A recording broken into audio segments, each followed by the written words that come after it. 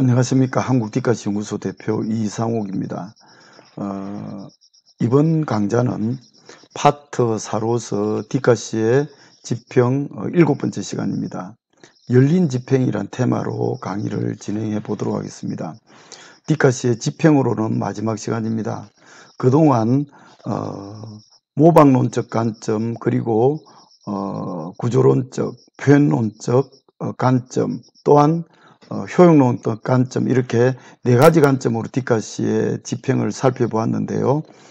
사실 문자시도 그렇지만 디카시도 역시 예술로서 이 네 가지 관점을 넘어서 무한히 열린 집행으로 이렇게 디카시가 조명될 수 있다는 것입니다.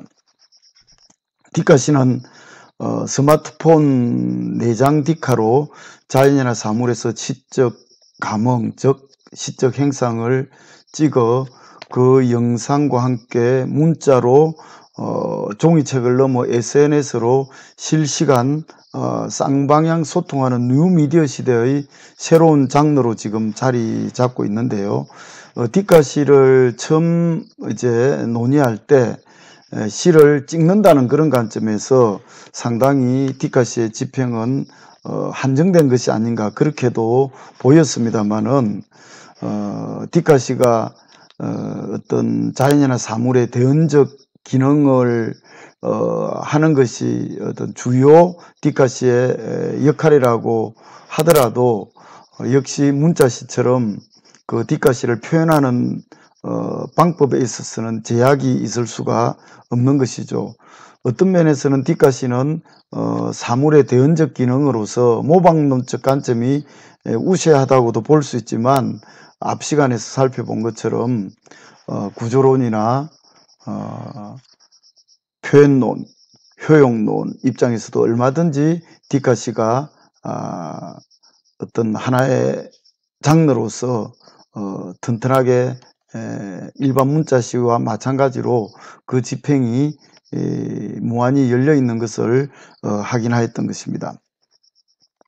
물론 우리가 그 세계를 어떻게 바라보느냐에 따라서 시인의 어떤 시적 세계관이 어떤 시인은 모방론적 관점으로 또한 구조론적 관점으로 또 한편으론 효용론적, 표현론적 이런 관점에 더 집중적으로 서 있을 수는 있습니다만은 그러나 그것을 어느 하나로 한정시킬 수 없는 것이 문학을 비롯한 모든 예술의 어떤 특징이라고 그렇게 볼 수 있겠습니다. 자, 그러면 디카시가 어떤 무한히 열린 집행으로 가능하다는 것을 디카시 한 편을 읽으면서 그 논의를 좀 더 진행해 보도록 하겠습니다. 조민 시인의 나무의 잎이라는 디카시입니다. 하고 싶은 말이 너무 많아서 100년을 산 나무는 가슴에 동그란 잎을 갖다 달았다. 온 동네 사람들은 이 나무 말을 귀담아 듣는다. 이 디카시는 참으로 흥미롭습니다. 나무에 학성기가 달려있는 풍경인데요. 이 상황을 하자는 100년을 산 나무가 할 말이 너무 많아서 가슴에 동그란 잎을 갖다 달아놓은 것이라고 이렇게 인식하고 그래서 이 나무의 말을 동네 사람들은 귀담아 듣는 것이라고 설명하고 있습니다. 사실 나무로 표상되는 그 사물은 할 말이 너무 많이 있습니다. 아마 저 나무처럼 모든 사물들은 가슴에 동그란 잎을 달고 싶을 것입니다. 그래서 나무들은 자기 속에 있는 말을 하고 싶겠지만 그러나 현실은 말할 방법이 없습니다. 그래서 디카시의 시인은 할 말은 많지만 입이 없는 나무에게 동그란 입이 되어주는 것과 같은 것이 바로 이 시의 하자의 어떤 역할인데요. 그래서 우리가 앞 시간에도 디카시의 어떤 주된 기능을 사물의 에이전트라고, 그것이 이제 더 확산되면은 신의 에이전트도 될 수 있다는 것인데요. 그래서 이 대언적 기능으로 가장 적합한 어떤 그런 관점이 이 모방론이지만, 그러나 역시 그 모방론으로 한정되는 것이 아니라 우리가 앞에서 쭉 살펴본 것처럼 존재론이나 표현론으로도 얼마든지 디카시의 대언적 기능이 잘 드러나는 것을 거듭 확인한 바 있습니다. 그렇다고 디카시의 시인이 모두 어떤 사물의 말을 대신하는 그런 대언적 기능으로 그치는 것은 아닙니다.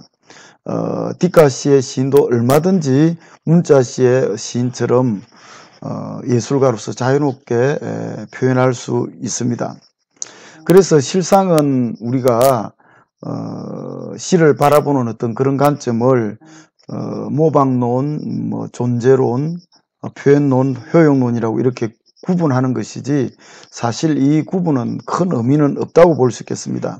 시론가의 입장에서 그 작품을 분석하고 해명하는 과정에서 이렇게 모방론적 관점이다, 표현론적 관점이다, 이렇게 하는 것이지, 창작자의 입장에서는 물론 어떤 세계관을 갖고 있다손 치더라도 시를 창작할 때 이런 관점을 먼저 앞세워서 이렇게 창작하지는 않을 것입니다. 거듭 말하지만 이 네 가지 관점이라는 것은 그 담론을 해석하고 해명하는 시론가의 입장이라고 해도 과언은 아닐 것입니다.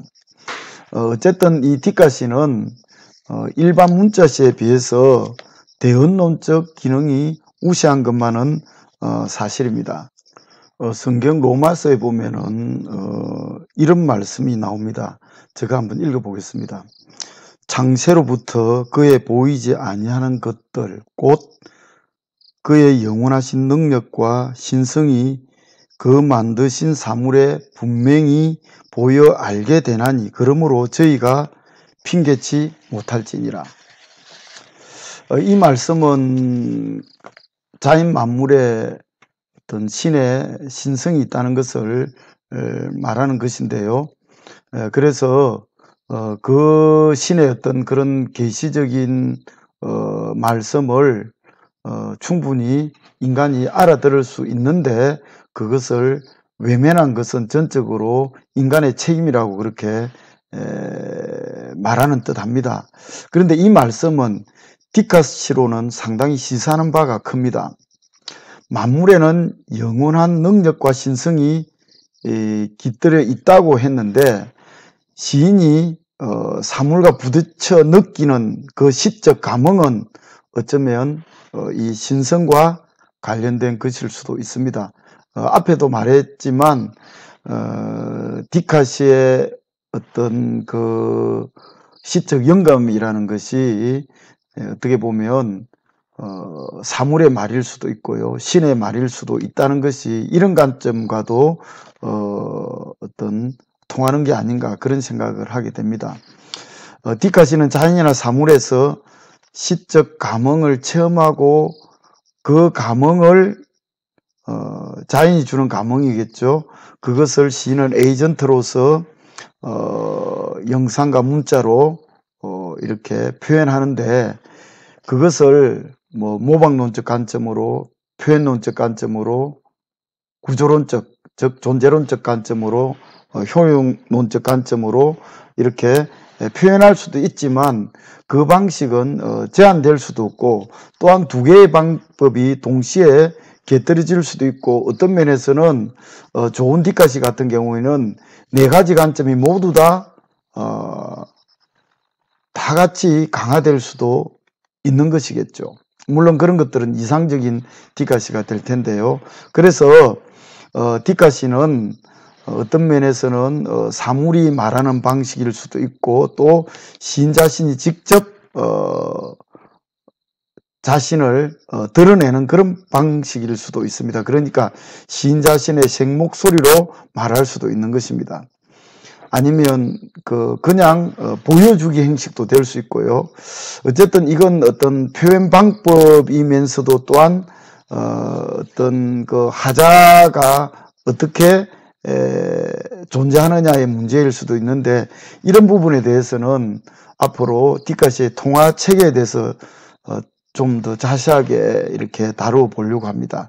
아무튼 디카시의 대전제는 자연이나 사물에서 어떤 시적 감흥을 느끼는데, 그것은 어떻게 보면은 자연이나 사물이 입이 없기 때문에 그 시인을 통해서 자연이 혹은 사물이 말을 하게 하는, 즉 시인의 어떤 그 에이전트로서의 어떤 이런 측면이 계속 이제 강조되고 있습니다. 그런데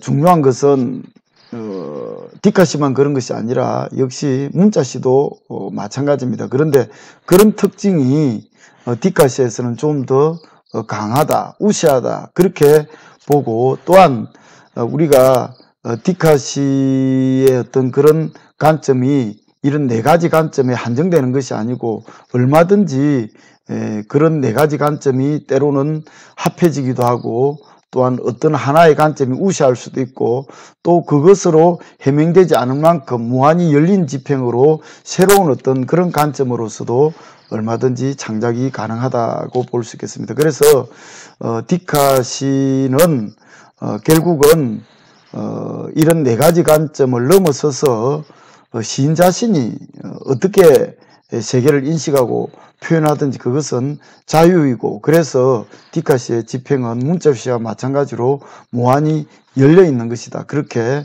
결론적으로 말할 수 있을 것 같습니다. 다음 시간에는 파트 5로 시학 전통과 디카시에 대해서 살펴보도록 하겠습니다.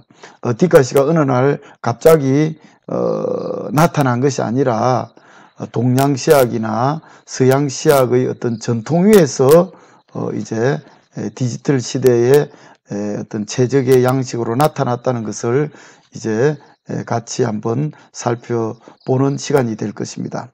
계속 많은 성원을 부탁드립니다. 감사합니다.